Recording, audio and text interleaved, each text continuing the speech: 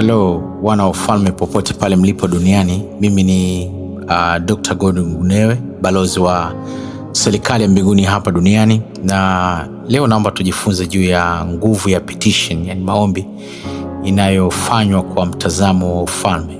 Na kabla tujaenda kwa undani, naomba kwanza tuangalie kwa nini tunapeleka petition, yani maombi, kwa nini yanafanyika.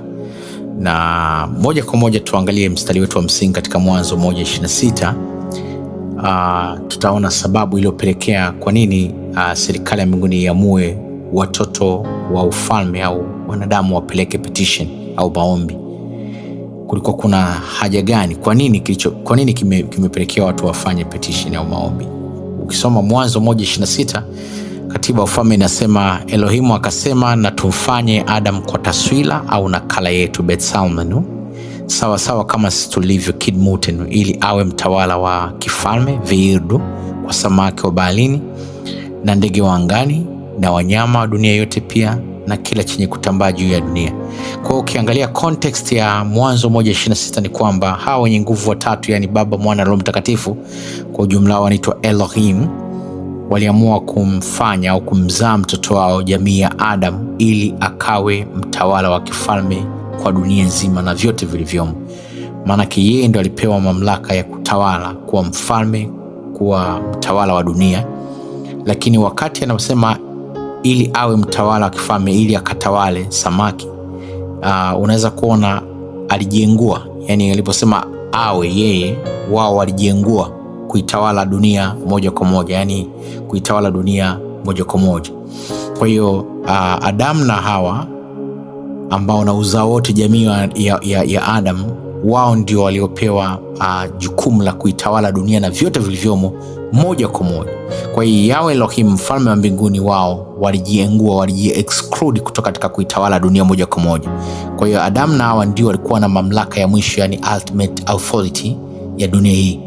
Kwa sababu hiyo Baba, Mwana na Roho Mtakatifu, mbingu haiwezi kuingilia chochote kile duniani, kwa sababu walishatoa mamlaka ya kuitawala duniani kwa mwanadamu. Kwa hiyo walikuwa hawawezi, kwa hiyo hawataweza kufanya jambo lolote duniani moja kwa moja mpaka wamshirikishe yule ambaye waliomkabidhi, ambaye ni mwanadamu. Sasa wanamshirikishaje? Kwamba ni lazima wanadamu wapeleke madai ya kisheria. Madai ya kisheria, yani kama vile mwito wa kisheria, au tunaita diplomatic plea, au ni ombi la kidiplomasia. Dunia inaiomba mbingu iingilie katika jambo ambalo linawasumbua. Kwa hiyo mwanadamu lazima ahusike kupeleka madai ya kisheria au ombi la kisheria, ili kuialika serikali ya mbinguni iweze kuja kufanya kazi duniani. Na chochote kinachoweza kutokea duniani, mbingu haiwezi kufanya chenyewe moja kwa moja, kwa sababu sio kwa sababu wao ni dhaifu, ila ni kwa sababu ya taarifa walioitoa katika Mwanzo 1:26. Wamesema, na tumfanye Adam ili aende akatawale, akawe mtawala, akatawale yeye. Lakini wao walijiengua. Aliposema akatawale, sio tukatawale naye, ila wakatawale wao. Kwa hiyo wao walijiengua katika kuitawala dunia moja kwa moja. Kwa sababu hiyo, ili waweze kufanya jambo lote duniani, mpaka mwanadamu atoe ombi la kidiplomasia au tamko la kidiplomasia la kuitaka mbingu iingilie kati, ndio kinachozaliwa kitu kinachoitwa petition, yani maombi. Na maombi sio neno sahihi, kwa sababu maombi ni begging, yani kuombaomba kama wanavyoomba barabarani. Lakini madai ya kisheria kabisa ndio yanaitwa petition. Petition ndio neno lilotumika hata kwenye lugha za asili. Neno petition limetumika, ndio neno sahihi zaidi. Kwa hiyo mwanadamu anapeleka madai ya kisheria kuitaka mbingu iingilie kati duniani katika jambo linalosumbua. Hiyo ndio tunaita petition, au wengi wanaita maombi. Kwa hiyo msingi wa petition, maombi, ulianza katika Mwanzo 1:26, pale ambapo Yahweh Elohim aliposema, na tumfanye Adam ili aende akatawale, ili akatawale akawe mtawala wa kifalme. Yeye alijiengua katika kuitawala dunia moja kwa moja. Kwa sababu hiyo basi, mbingu haina mamlaka ya kuingia duniani moja kwa moja mpaka ipate tamko la kisheria au ombi la kisheria kutoka kwa wanadamu, ili tamko hili ndio linawapa ruhusa ya kuweza kufanya kazi duniani, waingilie kati. Sio kwa sababu labda wao ni dhaifu, ila kwa sababu ni waaminifu katika kile walichokitamka wakati wanakisema katika Mwanzo 1:26, ndio sababu hasa iliyopelekea kuwepo kwa petition. Kwa hiyo ndio maana mwanadamu au mtoto wa ufalme yote anapokosa kutoa tamko la kisheria kwa ajili ya kuitaka serikali ya mbinguni ifanye jambo duniani, mbingu haitaweza kufanya yenyewe na mambo yatakuwa magumu duniani, kwa sababu mbingu inakuwa haijapata mwaliko wa kisheria kutoka kwa mwanadamu. Ndio maana petition ni muhimu kuifanya, ili kuifanya mbingu iweze kuingilia kati kutokana na madai ya kisheria yanayofanywa na mwanadamu au watoto wa ufalme. Hilo ni muhimu sana.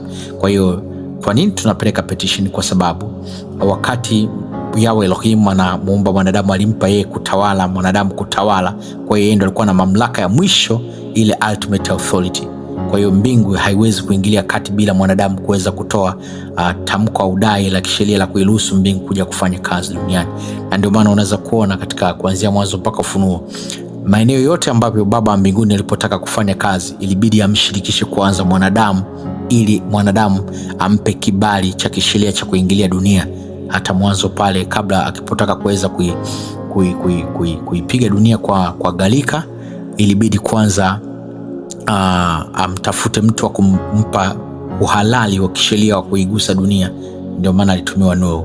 Hata wakati anapotaka kuipiga Sodoma na Gomora, ilibidi atumike mwanadamu kwa ajili ya kuweza kumpa uhalali wa kufanya hivyo, alitumika Ibrahim. Lakini wakati anataka kuweza kuleta ukombozi duniani, kwanza ile ratiba ya kuweza kufanya mahusiano kufanya mahusiano ya Baba mbinguni kufanya mahusiano na wanadamu, ilibidi atumiwe Ibrahim kwa karibu sana, ili kuja kuleta mahusiano ya karibu na dunia. Kwa hiyo unaweza kuona ni lazima atumie mtu, kwa sababu watu wanadamu ndio wao ndio wana mamlaka kisheria ya kumiliki dunia. Kwa hiyo lazima apatikane mwanadamu. Ndio kwa hiyo sababu ya kupeleka petition ipo katika Mwanzo 1:26. Sasa unaweza kujiuliza pia tena, nani anapaswa kupeleka petition? Petition mara zote inapelekwa na watakatifu. Watakatifu au wenye haki ni kitu kimoja. Mwenye haki na mtakatifu ni wale familia moja, ambayo tunaita ni watoto wa Yahweh Elohim, ambao tangu kuwekwa msingi wa ulimwengu majina yao yapo kwenye kitabu cha maisha, na wameletwa duniani kwa kusudi la kukamilisha makusudi ya serikali ya mbinguni hapa duniani. Na wao wamemwamini mfalme Yesu, wakazaliwa mara ya pili na mfalme Roho Mtakatifu, lakini majina yao yapo pia katika kitabu cha maisha. Kwa hiyo hawa waliomwamini mfalme Yesu, waliozaliwa na mfalme Roho Mtakatifu, wameingia ndani ya ufalme na wanatembea na sheria za ufalme, lakini kabla kuwekwa msingi wa dunia majina yao yapo kwenye kitabu cha maisha. Hawa ndio wanaitwa watakatifu au wenye haki. Kwa hiyo ndio maana hata ukisoma ile Ufunuo wa Yohana 8:3-4 inasema, malaika mwingine aliyekuwa na chetezo cha dhahabu akaja kusimama mbele ya madhabahu, akapewa ubani mwingi ili autoe pamoja na petition, autoe pamoja na petition za watakatifu wote juu ya ile madhabahu ya dhahabu iliyoko mbele ya kiti cha kifalme. Ule moshi wa ubani pamoja na zile petition za watakatifu vikapanda juu mbele za Elohim kutoka mikononi mwa huyo malaika. Unaweza kuona kitu kama hiko. Kwa hiyo petition za watakatifu, petition zinafanywa na watakatifu. Petition haifanywi na kila mwanadamu, ni watakatifu, na watakatifu nimekupa ni wenye haki, ndio vigezo vyao ndio hivyo. Kwa hiyo petition inapelekwa na watakatifu. Lakini mtu anaweza kuuliza petition inapaswa kufanywa kwa muda gani?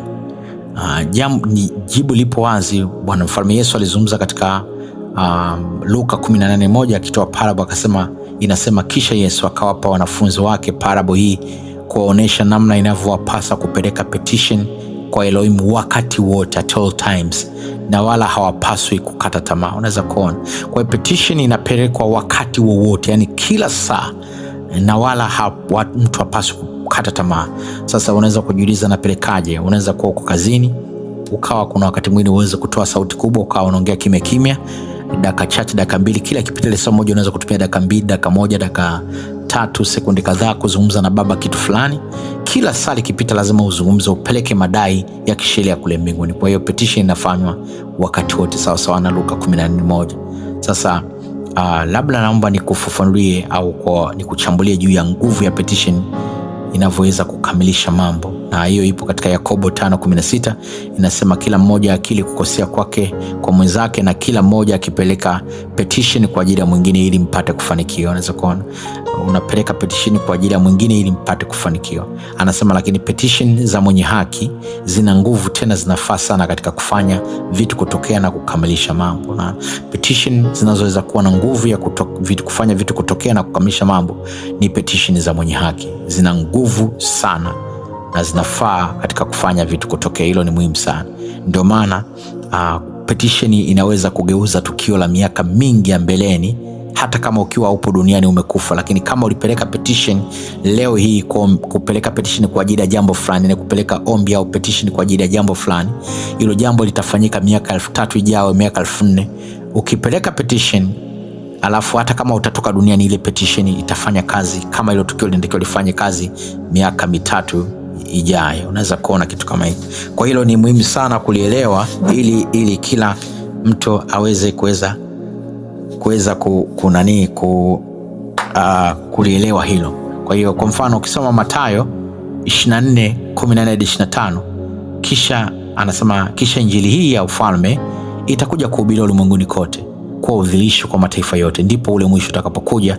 Hivyo mtakapoona ule ukiwa na uharibifu unaochukiza, kama ilivyonenwa na nabii Danieli, umesimama mahali patakatifu, asomaye na afahamu. Basi wale walioko Uyahudi wakimbilie mlimani, yote aliyeko juu ya paa la nyumba asishuke ili kuchukua chochote kutoka ndani ya nyumba. Yeye aliye shambani na asirudi nyumbani kwenda kuchukua vazi lake. Ole wa wenye mimba na wenye watoto wachanga siku hizo. Lakini mstari 20 nasema pelekeni petition ili kukimbia kwenu kusiwe wakati wa baridi au siku za pumziko. Unaweza kuona. Kwa hiyo ili tukio Mfalme Yesu alilizungumzia miaka 2000 iliyopita, karne ya kwanza.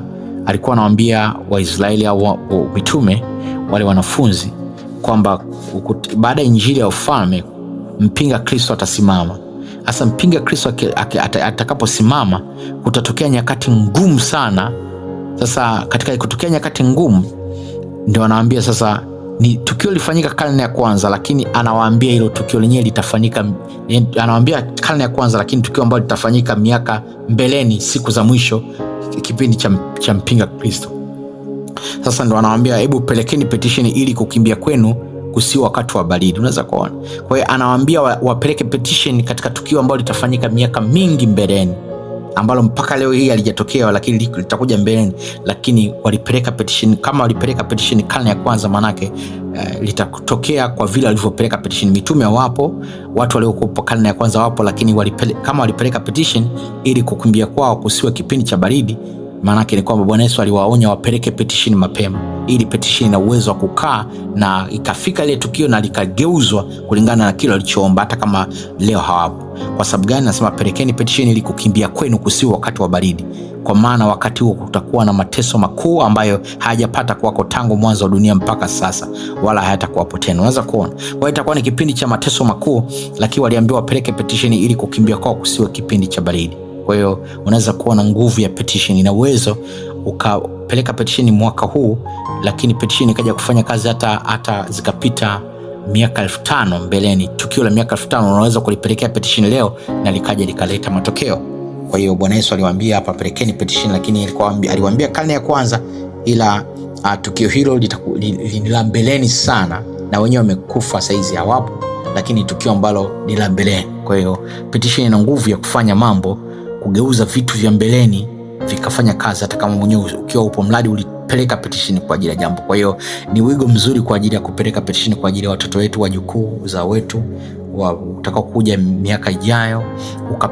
Ukapeleka petition leo kwa ajili ya wajukuu, vitukuu, hata kama hutawaona, lakini ukizungumza mambo, yale mambo yatakuja yanaishi, kama vile ilivyokuwa Yakobo. Yakobo alitamka mambo ambayo yalikuja kuishi kwa vizazi vyote vilivyopo mbeleni.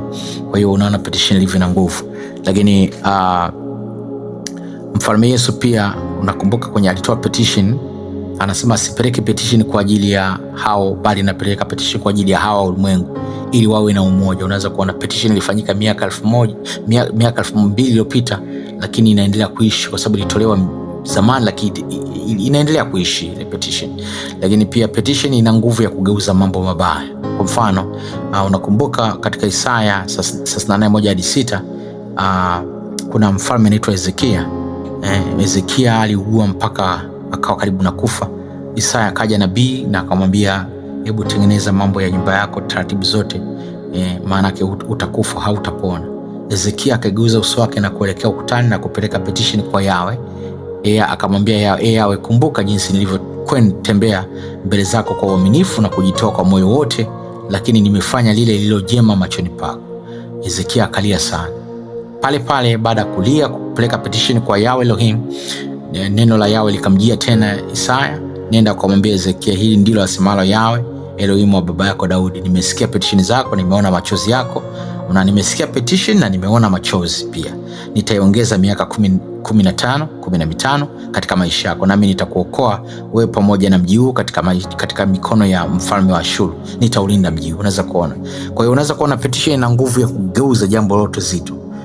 Ilitokea kwa mfalme Hezekia. Ukisoma hii nabii Isaya, ukisoma hii Isaya 38:1-6 ipo inaelezea kwa upana. Lakini pia petition ina nguvu ya kulifanya neno la ufalme likaheshimika na watu wakaacha kuheshimu dini na madhehebu. Kwa hiyo nguvu pekee ya kufanya dini ziweze kukosa platform ili neno la ufalme lisimame, haki ya kimbingu isimame, ni kupeleka petition. Ndio maana ukisoma Wathesalonike wa pili 3:1 inasema, hatimaye ndugu, pelekeni petition kwa ajili yetu ili kwamba neno la Bwana lipate kuenea kwa haraka na kuheshimika kila mahali kama vile ilivyokuwa kwa upande wenu.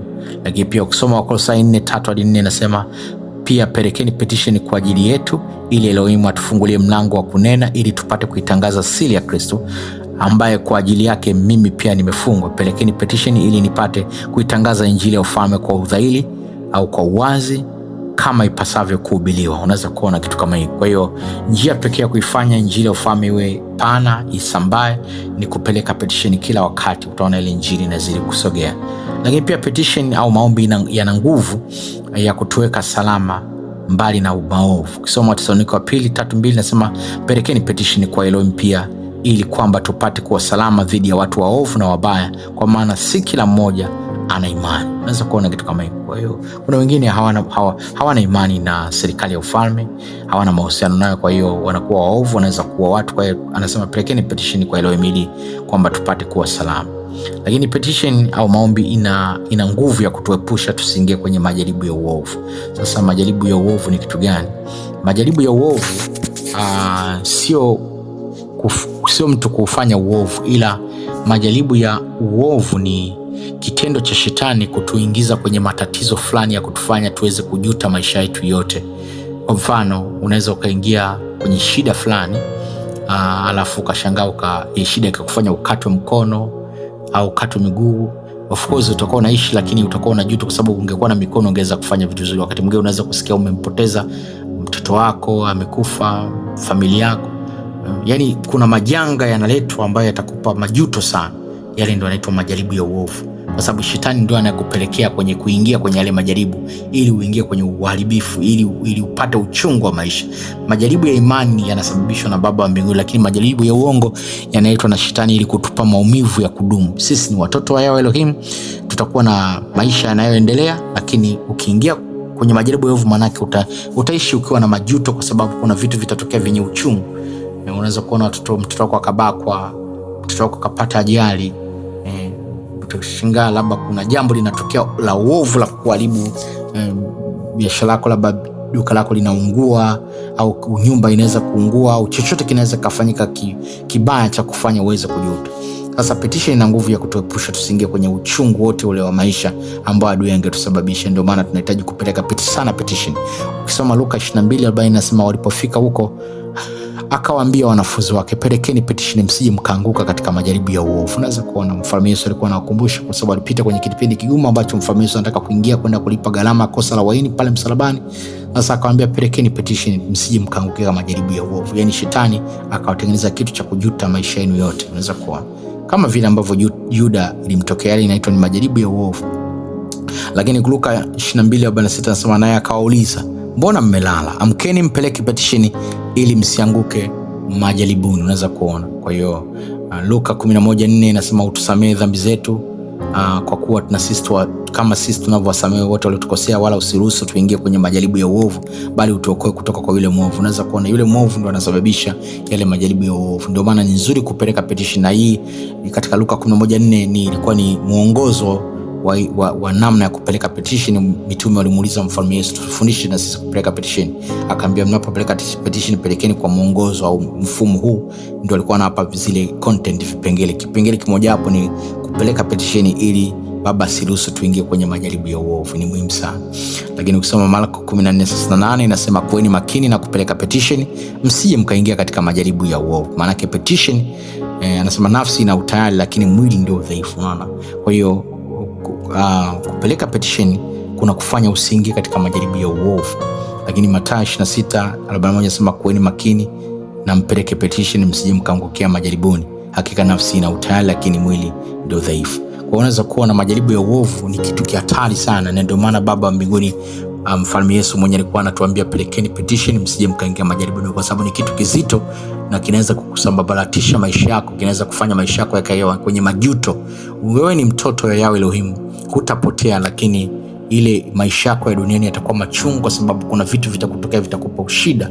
Yote yanaitwa majaribu ya uovu, yatakusababisha uweze kuishi kwa uchungu, kwa majuto, kwa sababu ya majanga ambayo ungeyapata. Ndio maana lazima kupeleka petition ili Baba asiruhusu tuingie kwenye uharibifu, kwenye ubaya, kuingia kwenye ajali, mikosi, misiba, mabalaa, vitu ambavyo shetani angeviruhusu kwetu vitatuletea shida. Hilo ni muhimu sana. Kwa hiyo ni jambo la msingi kulielewa. Sasa petition huwa inakuwa na nguvu sana inapoambatana na kufunga. Inatatua mambo magumu yasiyowezekana. Ndio maana unapopeleka petition mara kwa mara, ukiona kama kuna vitu vikae sawa, basi utaweza kuingia kwenye petition ukiambatana na kufunga, ukaacha kula, na utaanza kufunga kwa kavu siku 2, siku 3. Ni nzuri kwa sababu hii ya kawaida hata watu wa dini wanafanya ya masaa 24, lakini kama ila minimum, ukiangalia minimum ni masaa 24. Hiyo ndio minimum. Unaweza kuanza siku moja kufunga, ukapeleka petition hata siku 2, kavu 3, au kafanya siku moja kwa muda kadhaa, bado ni kitu kizuri. Ndio maana nasema Mathayo 17:21 nasema, lakini hali kama hii haitoki ila kwa kupeleka petition ikiambatana na kufunga.